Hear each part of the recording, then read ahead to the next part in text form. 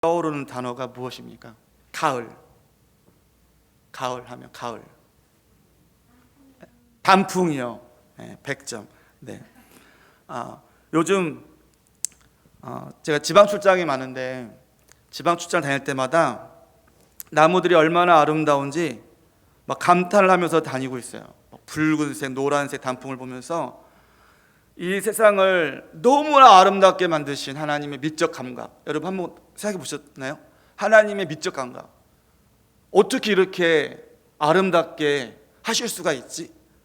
빨간색이면 빨간색, 노란색이면 노란색, 그냥 한 색깔만 할 수 있잖아요. 근데 그게 아니라 울긋불긋 다양한 색깔로 이 세상을 아름답게 만들어 놓으신 하나님의 놀라운 창조 솜씨가 정말 감탄할 수밖에 없습니다.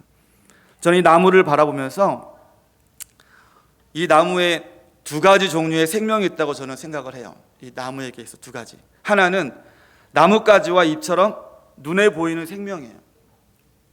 화려하고 생동감이 넘치죠. 또 다른 생명은 저는 뿌리라고 생각을 합니다. 뿌리는 땅속에 숨겨져 있어 눈에 보이지 않지만 바로 이 보이지 않는 부분이 나무의 진정한 생명이라고 생각을 합니다. 만약에 나무가 남에게 드러내기를 좋아해서 자신의 뿌리까지 햇볕에 드러낸다면 이 나무는 어떻게 될까요? 어떻게 될까요? 말라 죽겠죠. 나무의 생명은 곧 끝나고 말 것입니다. 여러분, 이게 우리의 신앙이에요. 우리의 신앙. 겉으로 드러나는 모습만 신경 쓰고 눈에 보이지 않는 뿌리 작업을 소홀히 한다면 그 영혼은 곧 시들게 되어 있습니다. 뿌리가 흔들리면 모든 것이 흔들리죠. 작은 시험이 닥쳐도 견디지 못하고 금방 쓰러지고 말 것입니다. 나무가 흔들리는 이유가 무엇인지 아십니까? 나무가 흔들리는 이유?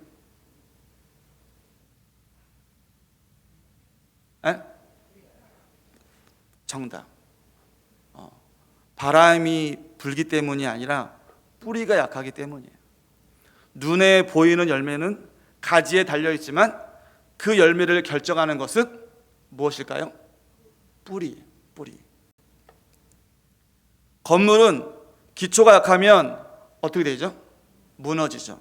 운동선수는 기초 체력이 약하면 오래 버티지 못해요. 사람의 인생도 기초가 잘못되면 위기 앞에서 흔들리게 돼요. 우리가 가장 자랑하는 건물 중에 하나가 롯데 월드타워잖아요. 저는 그 건물을 참 좋아하거든요. 왜 좋아하냐면 이 건물이 지어진 스토리가 너무 저를 감동시켜요. 제가 설교할 때마다 자주 쓰는 예화인데 이 건물의 높이가 555m래요. 성인 남성 1000만 명의 몸무게와 맞먹는 75만 톤의 무게를 지탱하는 건물이에요. 75만 톤. 기술자들은 이 엄청난 무게를 지탱하기 위해 땅속 깊은 안방까지 도달하는 거대한 뿌리를 만들었대요. 이 뿌리의 크기는 레미콘 5,300여 분의 콘크리트를 부어 기초를 다졌대요. 이 기초 위에 세워진 이 건물은 진도 9 이상의 지진과 초속 80m의 강풍에도 견딜 수 있도록 설계되어졌대요. 근데 이 타워가 그냥 한순간에 지어진 게 아니라 한 사람이 30년 동안 꿈을 가지고 포기하지 않고 끝까지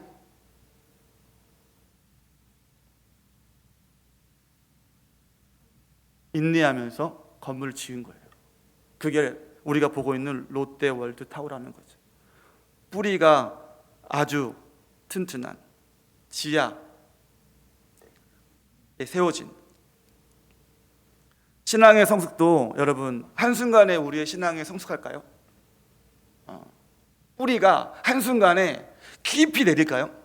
뿌리가 나무를 심었을 때 그 나무 뿌리가 그냥 한순간에 그냥 뿌리를 확 내려가지고 그냥 쫙 해가지고 나무가 쭉 이렇게 되어지지 않죠. 성경은 우리에게 이렇게 질문해요.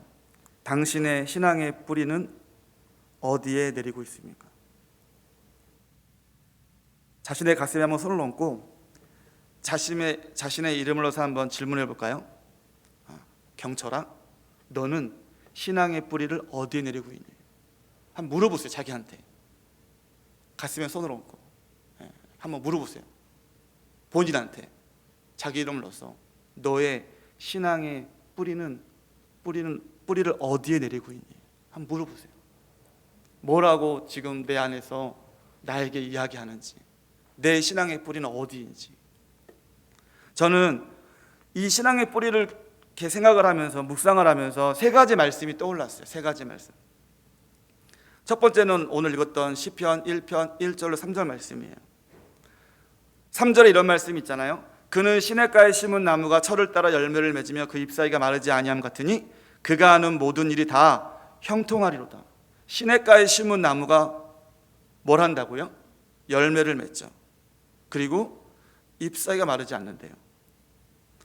복이 있는 사람은 어떤 좋은 땅에 심겼는가, 얼마나 노력했는가가 보다 어디에 심겼는가가 더 중요하다는 말씀이에요. 나는 지금 어디에 심겨져 있는가? 뿌리가 시냇가에 닿아 있을 때 계절이 바뀌고 날씨가 어떠하든 나무는 물을 공급받아 그 잎사귀가 마르지 않고 열매는 자연스럽게 맺혀요. 그렇죠? 근데 만약에 뿌리가 물을 만나지 못하면 금방 시들고 열매는 맺을 수가 없겠죠. 성도들에게 시냇가는 무엇일까요? 여러분, 우리에게 시냇가는 무엇일까요? 저는 말씀이라고 생각해요. 말씀. 말씀에 뿌리를 내린 사람은 환경이 변해도, 감정이 흔들려도, 사람의 평가에 상처받아도 쉽게 무너지지 않아요. 뿌리가 시냇물에 깊이 연결되어 생명을 공급받기 때문이죠. 두 번째 말씀은요, 골로새서 2장 말씀이에요. 2장 6절 7절 말씀에 이런 말씀이 있어요. 바울이 골로새 성도들에게 아주 직접적으로 우리의 뿌리가 어디에 있어야 하는지를 강조하고 있어요. 그러므로 너희가 그리스도 예수를 주로 받았으니 그 안에서 행하되 그 안에 뿌리를 박으면, 그가 누구예요? 예수 그리스도. 예수 그리스도 안에 뿌리를 박으며 세움을 받아 교훈을 받은 대로 믿음에 굳게 서서 감사함을 넘치게 하라. 바울은 명확하게 명령하고 있죠. 그 안에 뿌리를 박아라. 예수 그리스도 안에 뿌리를 박아라. 여기서 말하는 뿌리는요, 우리 신앙의 근원, 정체성, 기초를 의미하는 거예요. 신앙의 뿌리가 사람에게 있으면 그 사람이 실수할 때 곧바로 우리는 실망하고 넘어져요. 뿌리가 감정에 있으면 기분에 따라 신앙이 오르락 내리락 흔들려요. 뿌리가 상황이나 성공에 있으면 실패와 위기 앞에서 무너질 수밖에 없죠. 그러나 뿌리가 예수 그리스도께 있으면 우리의 삶에 어떤 폭풍이 몰아쳐도 절대 흔들리지 않아요. 왜냐하면 그리스도만이 영원히 변치 않는 우리의 견고한 반석이시기 때문이죠. 반석 위에 뿌리를 내린 소나무는 쉽게 바람이 불어도 떨어지지 않죠. 세 번째는요, 요한복음 15장에 나와 있는 포도나무와 가지의 비유예요. 여기서 우리는 뿌리의 연결성을 볼 수 있어요. 나는 포도나무요, 너희는 가지라. 그가 내 안에, 내가 그 안에 거하면 사람이 열매를 많이 맺나니 나를 떠나서는 너희가 아무것도 할 수 없습니다. 이 본문의 이 5절, 요한복음 15장 5절에 나와 있는 이 말씀의 가장 핵심은요, 연결. 어떻게 연결되어져 있냐. 뿌리를 통해 포도나무의 줄기가 생명을 공급받듯 우리는 누구를 통해서 영적 생명을 받을까요? 예수 그리스도. 우리가 영적 생명을 얻으려면 어떻게 된다? 누구한테 있어야 된다? 예수 그리스도에 붙어 있어야 되는 거죠. 나를 떠나서는 너희가 아무것도 할 수가 없대요. 이 말씀은 우리의 존재 자체, 우리의 힘의 원천이 오직 그리스도께 있음을 선언하고 있어요. 말씀 없이 살면 영혼은 메말라 갑니다. 기도 없이 살면 하나님과의 영적 호흡이 끊어져요. 예배 없이 살면 영적 방향을 잃어버려요. 신앙의 뿌리를 그리스도께 둔다는 것은 그리스도와 계속 연결되고 그분을 삶의 중심으로 삼는 것을 의미해요. 내 마음의 왕자에 예수님이 앉아있지 않고 내가 앉아있는 사람은 신앙의 뿌리가 약한 사람이에요. 여러분의 마음의 중심에 누가 앉아있어요? 여러분 무엇을 결정할 때 무엇을 기준으로 결정하나요? 내 마음의 왕자가 있다면 그 왕좌에 지금 무엇이 앉아 있나요? 한번 고민해 봐야 돼요.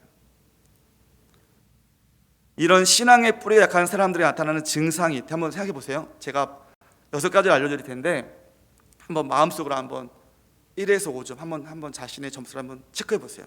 신앙의 뿌리가 약한 사람들에게 나타나는 증상. 첫 번째, 작은 시험에도 쉽게 낙심하고 좌절해요. 바람에 흔들리는 어린 나무처럼. 두 번째, 주변 평가와 칭찬에 과도하게 흔들린대요. 사람의 인정에 뿌리를 두었기 때문에. 세 번째는 감정에 지배받아 신앙생활이 들쭉날쭉한대요. 뿌리가 감정에 있어서. 기도와 말씀이 잠시만 끊겨도 마음이 메마른대요. 생명 공급이 차단됐기 때문에. 예배가 의무가 되고 기쁨이 사라진대요. 신앙생활이 노력이 아니라 버티기가 된대요. 내 힘으로 지탱하려 하기 때문에. 여러분의 지금 신앙은 어디에 있나요? 이런 증상들은 열매의 문제가 아니라 뿌리의 문제예요. 뿌리의 문제. 열매를 맺기 전에 먼저 뿌리를 점검하고 우리는 치료를 해야 합니다.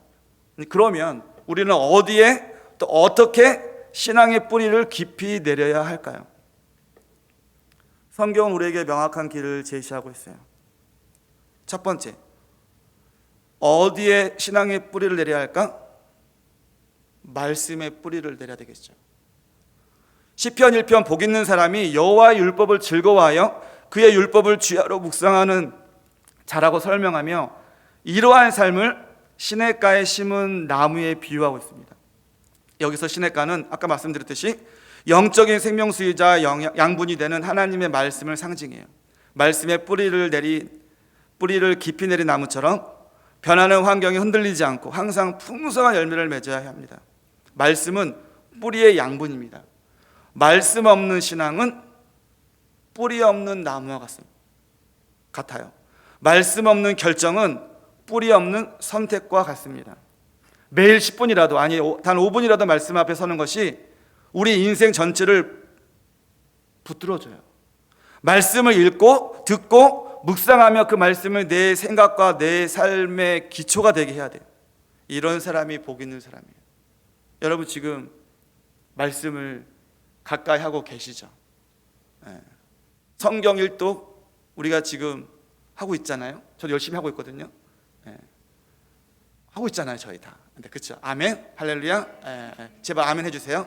아멘. 네. 여러분 하나님의 말씀에 뿌리를 두지 않으면 우리의 신앙은 자랄 수가 없어요. 우리의 믿음은 자랄 수가 없어요. 가장 기본이 되고 가장 기초가 되는 것이 말씀. 그래서 목사님이 강조하시잖아요. 성경 읽도. 왜? 이것이 최소한에 이것이 되어지지 않으면 우리의 삶을 지탱할 수가 없어요. 어린 나무는 강한 바람이 불어오면 금방 쓰러지잖아요. 흔들리잖아요. 장가지에도 마찬가지. 우리 삶에 수많은 어려움이 올 때, 어떤 위기가 올 때 우리가 견고하게 설 수 있는 단 한 가지 이유 뭐라고요? 말씀에 내가 뿌리를 깊이 내릴 때 힘들고 어려워도 우리가 이겨낼 수가 있죠. 근데 그렇지 않으면 쉽게 넘어져요. 두 번째는요, 기도의 뿌리를 내려야 돼요. 기도의 뿌리. 기도는 영혼의 호흡입니다. 여러분 호흡은 살아있다는 증거잖아요. 제가 자주 하는 예화 중에 이런 예화가 있어요. 내가 오늘 아침에 일어났더니 너무 몸이 안 좋아. 그래서 스스로 결정하는 거예요. 나 오늘 몸이 너무 안 좋으니까 나는 오늘 12,110번만 숨을 쉬어야지. 그리고 일어나는 사람이 있어요? 없어요. 살아있는 사람은 호흡을 해요. 근데 죽은 사람은 뭘 해요? 호흡을 하지 않죠. 그러니까 우리가 사람이 죽었나 살았나 볼 때 뭘 해요? 코에다가 손을 대보잖아요. 이 사람이 호흡이 있나 없나 보기 위해서 몇 박도 재고. 여러분 기도는요 영혼의 호흡이에요. 잊으면 안 돼. 내 삶에 기도가 없다? 그럼 나는 지금 영적으로 죽었다라고 말할 수도 있어요. 우리는 기도를 통해 하나님께 이야기하고 하나님은 말씀을 통해 우리에게 응답하세요. 기도가 멈춘다는 것은 영적 호흡이 멈추는 것과 같습니다. 기도는 단순히 문제 해결의 도구가 아니라 하나님과의 관계를 깊게 만드는 뿌리 작업이에요. 우리가 오해하면 안 돼. 내가 문제가 있으니까 나와서 하나님 이것 좀 도와주세요, 해결해 주세요 이렇게 하는 그런 애고라는 게 아니라는 거야. 기도는 하나님과의 관계를 견고하게 만드는 그런 뿌리 작업이라는 거예요. 기도의 뿌리를 내리고 살았던 수많은 성경 인물들이 있어요. 여러분 많이 아실 거예요. 저는 그 중에 가장 좋아하는 사람이 한 명 있어요. 다니엘. 저 다니엘을 되게 좋아하는데, 다니엘 6장에 보면 다니엘이 생명의 위협을 당하는 장면이 나와요. 다니엘의 총리가 되니까 다리오 왕 때 다른 총리들이 그 유다에서 조그만 나라에서 포로 잡혀온 포로 신분의 한 이 사람이 총리까지 되니까 시기하는 거야. 어떻게 쟤를 저렇게 막 높은 자리에 올리지? 쟤를 내쳐야 돼. 쟤를 이렇게 없애버려야 돼. 이렇게 막 모함을 하기 시작했어요. 그래서 뒷조사를 해요. 뒷조사. 어떤 잘못한 것이 있나 조사를 하죠. 근데 이 다니엘은 흠이 없었어요. 흠이 없었어. 완벽한 사람이었어요. 근데 한 가지 흠이 있었는데 뭐냐면 너무 하나님 말씀을 사랑하고 하나님 말씀대로 사는 사람이야. 율법대로 사는 사람이야. 근데 지금 이 메대 이 지역은 어떤 지역이 이 우상을 섬기는 나라였잖아요. 그러니까 어떻게 해야 돼요? 하나님의 율법을 부각을 시켜야지. 그래야지 이 다니엘을 흠집낼 수가 있는 거예요. 그래서 다리오 왕한테 가가지고 이야기를 해요. 다리오 왕에게 당신 말고 한 달 동안 다른 신에게 기도하는 사람을 사자굴에 넣읍시다. 근데 재밌는 거는요, 다니엘이 알았다는 거죠. 6장 10절에 보니까 다니엘이 이 조서에 왕의 도장이 찍힌 것을 알고도 자기 집에 돌아가서는 윗방에 올라가 예루살렘으로 향한 창문을 열고 전에 하던 대로 하루 3번씩 무릎을 꿇고 기도하며 그의 하나님께 감사했대요. 왕의 어인을 지킨 것을 다니엘은 알았어요. 그러면 나 같으면, 만약에 저 같았으면 하나님 지금 한 달 동안만 제가 문을 닫고 아무도 모르게 골방에 들어가서 제가 기도할게요. 할 수 있잖아요. 왜? 한 달만 하면 되니까. 그러면 나 죽지 않잖아요. 다니엘은 그러지 않았다는 거예요. 알고도 예루살렘에 향한 창문을 열고 기도했어요.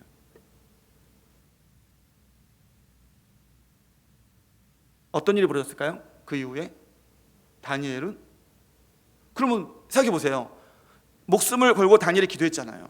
그러면 하나님이 다니엘을 지켜주셔서 놀라운 일들이 벌어지잖아요. 저는 근데 그보다 더 감동이었던 게 뭐냐면 다리오 왕이 다니엘에게 이야기해요. 지금 내가 찍은 이 어인으로 인해서 이 조서는 나도 바꿀 수가 없어. 근데 너가 믿는 하나님이 만약에 너를 지켜주실 수만 있다면 너무 좋겠다.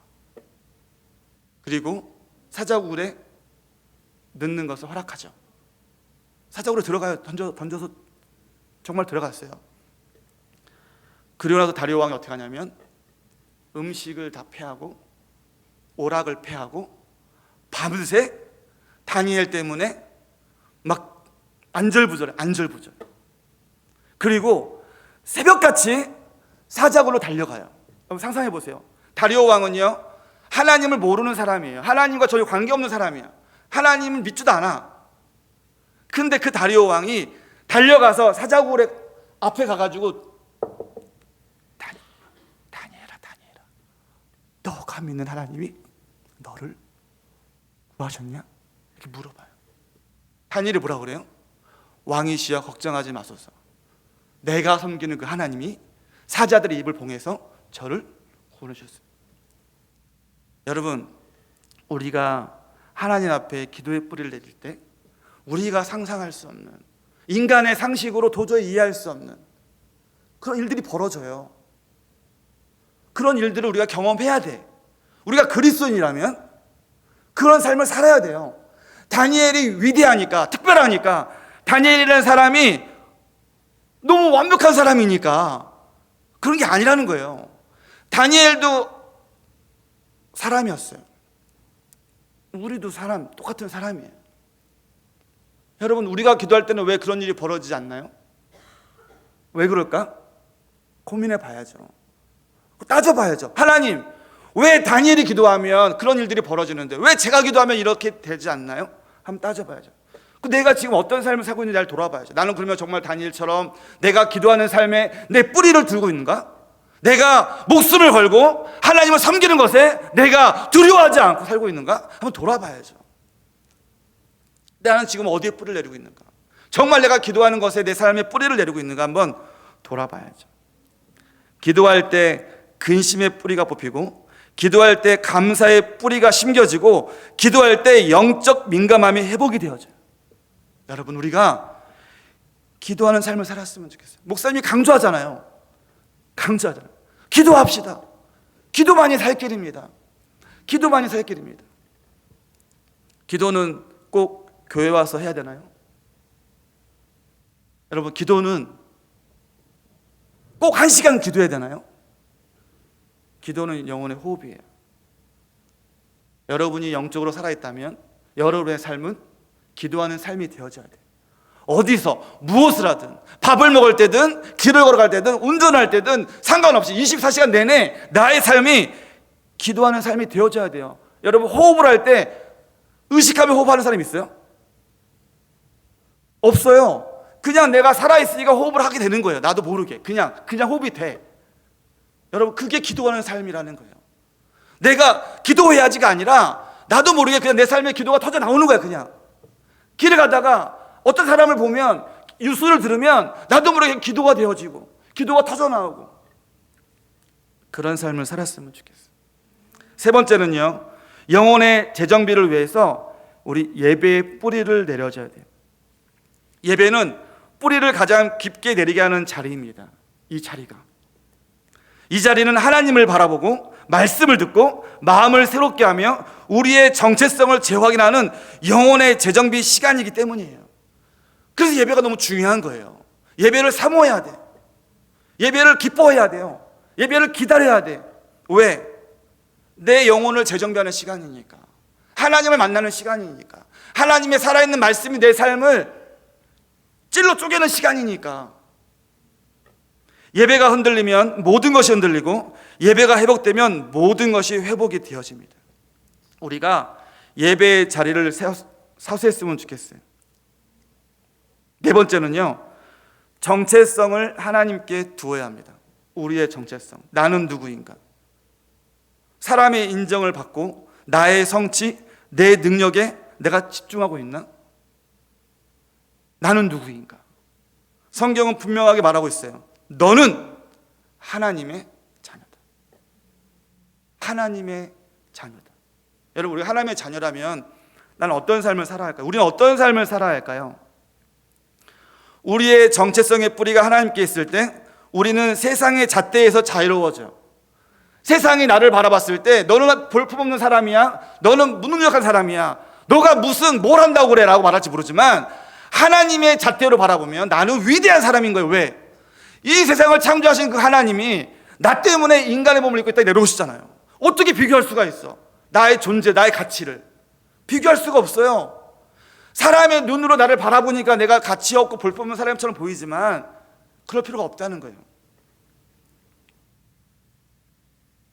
실패해도 무너지지 않고 비난받아도 흔들리지 않습니다. 왜냐하면 나는 환경이 아니라 나를 사랑하시는 하나님의 시선으로 존재하기 때문이에요. 여러분, 그것이 우리의 삶의 정체성이에요. 나는 하나님의 자녀다. 따라해 볼까요? 나는 하나님의 자녀다. 이거 잊으시면 안 돼요. 마지막 다섯 번째는요, 공동체의 뿌리를 내려야 합니다. 나무 혼자는 큰 풍랑을 버티기 어려워요. 그러나 숲은 서로를 지지하고 보호해줘요. 숲 안에는 큰 나무도 있고 작은 나무도 있죠. 우리 공동체 안에는 믿음이 좋은 사람도 있고 신앙생활을 오래 한 사람도 있고 이제만 신앙생활 시작한 사람도 있고 믿음이 약한 사람도 있잖아요. 근데 믿음이 약한 사람과 믿음이 좋은 사람이 함께 섞이면 어떻게 돼요? 견딜 수가 있는 거예요.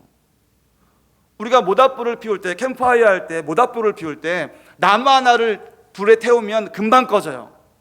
아무리 좋은 장작이라도. 근데 그 장작을 쌓고 쌓으면 어떻게 되어져요? 활발 타오르고 오랜 시간 타죠. 그게 공동체예요. 여러분, 우리 교회가 그런 공동체 됐으면 좋겠어요.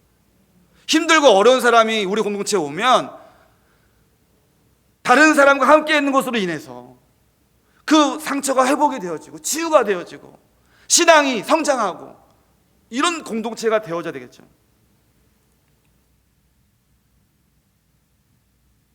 믿음의 공동체 안에서 함께하면 우리의 뿌리가 서로 연결되어 더 견고해집니다. 힘들 때 붙들어주고 넘어질 때 일으켜주는 교회 공동체에 깊이 뿌리 내려야 합니다. 여러분, 결론을 맺겠습니다. 나무는 뿌리가 깊으면 태풍이 와도 견딥니다. 신앙생활도 마찬가지예요. 뿌리가 예수님께 있으면 환경이 흔들려도 흔들리지 않아요. 뿌리가 말씀에 있으면 시험이 와도 버틸 힘이 생겨요. 뿌리가 기도와 예배에 있으면 하나님이 때를 따라 열매를 맺게 하십니다. 여러분 기억하세요? 뿌리가 예수님께 있으면 환경이 흔들려도 흔들리지 않아요. 뿌리가 말씀에 있으면 시험이 와도 버틸 힘이 생겨요. 뿌리가 기도와 예배에 있으면 하나님이 때를 따라 열매 맺게 하십니다. 뿌리가 그리스도께 내려있지 않다면 오늘 이 자리에서 우리 다시 한 번 더 뿌리를 깊이 내렸으면 좋겠어요. 그런 다짐을 했으면 좋겠어요. 우리의 마음밭을 갈아엎고 예수 그리스도 안에 깊이 뿌리를 박아 흔들리지 않는 견고한 믿음의 나무로 우뚝 서서, 아까 찬양했잖아요. 주님 오실 그날에 우리가 어떤 모습으로 나아가야 될까? 어떤 모습으로 주님 맞아야 될까요? 어떤 모습으로? 우리 이 찬양 같이 했으면 좋겠습니다. 우리 찬양하면서 같이 기도했으면 좋겠는데요.